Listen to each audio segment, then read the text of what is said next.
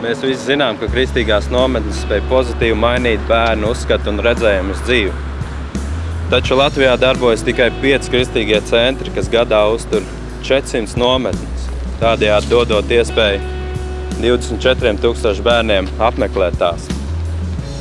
Tas ir tikai 6% no kopējā bērnu un jauniešu skaita Latvijā.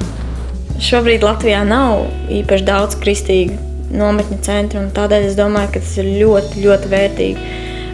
Šī ideja par jaunu nometņu centru, kurā notiks bērnu un jauniešu nometnes, un arī par to, ka jūs dāvāsiet iespēju varbūt citām draudzēm, citām organizācijām izmantot šo teritoriju, lai organizētu nometnes.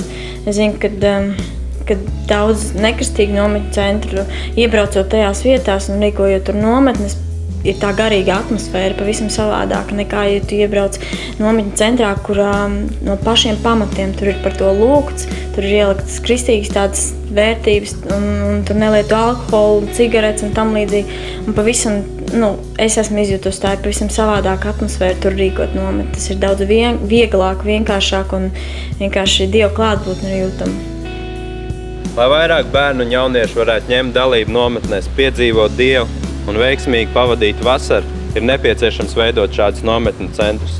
Esam saņēmuši aicinājumu no Dieva izveidot vēl vienu centru Latvijā.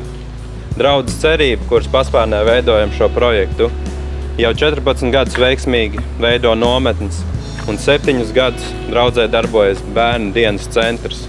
Es esmu Rīgas evaņģeliskās vasarasvētku draudzes mācītājs Jānis Sadovskis, un Dievs ielicis manā un draudzes locekļu sirdī izveidot uz draudzes bāzes tādu spēcīgu, kristīgu nometņu centru, kurš varētu kalpot gan draudzes vajadzībām, gan citu draudžu vajadzībām, gan arī bērnu nometnēm un dažādām kristīgām aktivitātēm. Tādā veidā, lai šī zeme, šī vieta varētu kalpot Dieva darbam. Es personīgi redzu, ka tāds centrs vai tāda nometņu vieta, viņa varētu būt ļoti spēcīgi tieši garīgs tāds, vieta, kur Dievs ļoti darbojās tieši garīgā sfērā, jo daudz cilvēku no mums, viņi meklē, teiksim, tādu atdalītu laiku ar Dievu, daudz meklē iespēju aiziet prom no sabiedrības kaut kādu mirkli. Draudzēm ir vajadzīga vieta, kur izvest savus kristīgos projektus, kalpojot cilvēkiem, kalpojot sabiedrībai. Un šāda vieta varētu būt ļoti laba, tāda spēcīga bāze, kur to tieši izdarīt.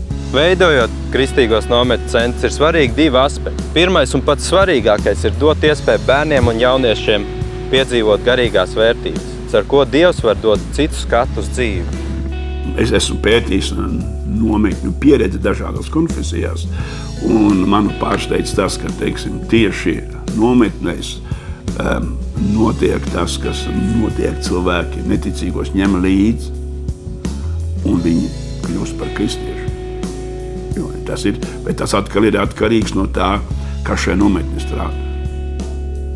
Lielai daļa bērnu un jauniešu ir šodien maldīgs uzskats par kristietību un Dievu. Nometne ir tā vieta, kur bērni var uzzināt kristīgās vērtības kopā ar vienaudžiem un uzticēt savu dzīvi Kristum. Tas notika pirms 12 gadiem, es pieņēmu Jēzu nometnē. Es nepieņēmu Jēzu ne savā ģimenē, lai gan man bija kristīga ģimene, bet es pieņēmu Jēzu nometnē tieši. Un es domāju, ka tas ir tāds ļoti īpašs gadījums, kad mēs pieņemam nometnē, jo tad, kad mēs pieņemam nometnē, tad mēs uz kādu brīdi pēc tā, kad mēs pieņemam Jēzu nometnē, mēs atrodamies ar cilvēkiem, kas ir pilnīgi kristieši tev apkārt. Nometņu centram ir jābūt atvērtam priekš jebkura jauniešu un bērnu, jo īpaši no sociāli izaicinošas vides. Mēs vēlamies parādīt jauniešiem, ka var dzīvot savādāk un izaicināt viņus tā дарить. Вот, и в этот же год меня пригласили в лагерь поехать. Я не приняла сразу Бога, и я Богу, когда ехала в лагерь, ставила условия. 4 дня я буду его проверять, и за эти 4 дня, в общем, я буду делать все, что хочу, как хочу. Вот. Если Бог действительно такой вот особенный, то меня не выгонят с этого лагеря, мне ни разу не сделают замечания. И на 3-й день Бог особо начал работу делать. Я поставила Богу 4 дня, но Бог уже на 3-й день начал касаться моего сердца. Меня до этого попросили нарисовать рисунок, и на вечернем собрании мне за это подарили большую коробку шоколадных конфет. Знаете, это это, наверное, первый раз в жизни, когда я расплакалась. Потому что это был первый подарок. И это был первый опыт такого особенного отношения с Богом. Я не смогла выдержать. Я побежала на море, и я тогда разговаривала с Богом и со своей наставницей. Мы провели очень много времени. И я поняла, что это то, что Бог хочет от меня, чтобы я сейчас училась у Него этому особенному общению. И потом могла бы делиться этой любовью, которой Бог учил меня. Otrs svarīgais aspekts nometņu centram ir vide. Vide ir tā platforma, uz kuras var veidot dažādas aktivitātes, lai ilustrētu garīgās vērtības.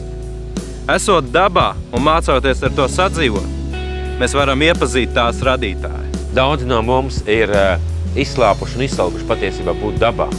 Mēs dzīvojam 21. gadsimtā, kas ir tehnoloģija, kas ir dažādu augstu attīstītu, dažādu tehnisku lietu laikmets, un daudz cilvēku patiesībā ir pazaudējuši saistību ar dabu. Dievs ir veidojis dabu, un Dievs ir mākslinieks. Un, ja mēs nonākam dabā, mēs faktiski nonākam Dieva mākslas darbnīcā, kur mēs varam apskatoties uz jebkuru koku vai puķi vai kādu veidojumu vai kādu kukaiņu vai dzīvnieku, mēs varam ieraudzīt, cik Dievs ir fantastisks un cik Dievs ir unikāls. Nometņu centram ir jādod iespēja arī bērniem izrauties no ikdienas vides. To lieliski palīdz veikt ieiešanās citā laikmetā. Tādēļ vēlamies izveidot nelielu pilsēti vesterna stilā ar autentiskām atrakcijām un autentisku vidi.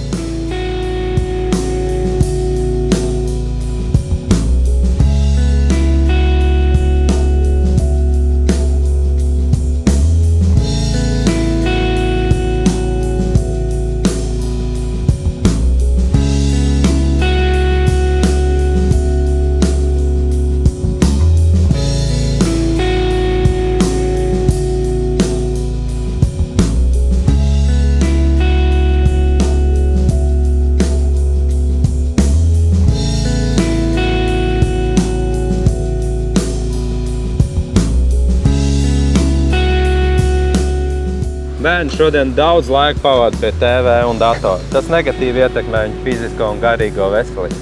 Tādēļ vēlamies dot viņiem iespēju aktīvai atpūtai, izveidojot ūdens aktivitātes, peldēšanu, izveidojot futbolu, basketbolu laukums, kā arī izveidojot skate parku, skrituļslidām, BMX-iem, lai tas viss kalpotu viņu aktivitātēm.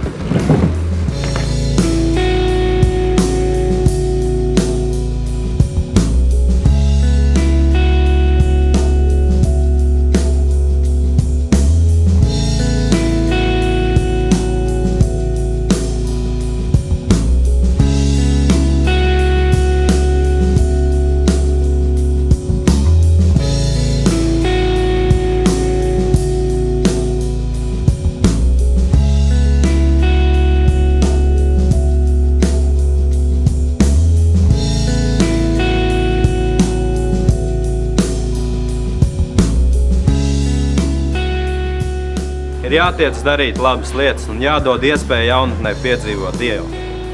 Izaugt fiziski spēcīgai un garīgi veselīgai jaunatnē. Šodienas jaunatne ir mūsu nākotne, mūsu aktīvisti, mūsu kalpotāji, mūziķi, skolotāji, ārsti. Tādēļ ir vērts viņos ieguldīt. Tāpēc es kā mācītājs, kā cilvēks, kurš kalpo savā draudzē, es jūs aicinu kļūt par atbalstītājiem, par līdzjutējiem, un ja kāds arī vēlās kontaktēties ar mums, kontaktēties un kļūt par daļu no mūsu komandas, tādā veidā kalpojot, palīdzot un ceļot Dievu valstību šādā veidā. Ja cilvēks iegulda Dieva valstībā, tad tas ir mūžīgs ieguldījums. Šajā gadījumā, ja cilvēks iegulda tajā nometņu centrā, tad tas automātiski ir, viņš iegulda tajos cilvēkos, kas tur būs. Un tie cilvēki, kas ir uz turieni aizbraukuši, viņi nekad nav Jēzu pazinuši. Un viņi pazīs Jēzu tieši caur tām nometnēm. Es domāju, ka tas cilvēks, kurš ir atbalstījis šo nometni, būs laimīgāks par laimīgu, kad tas izglābtais atnāks pie viņa debesīs un paspiedīs viņam roku un pateiks: paldies tev, tu biji daļa no tā, ka es šeit esmu.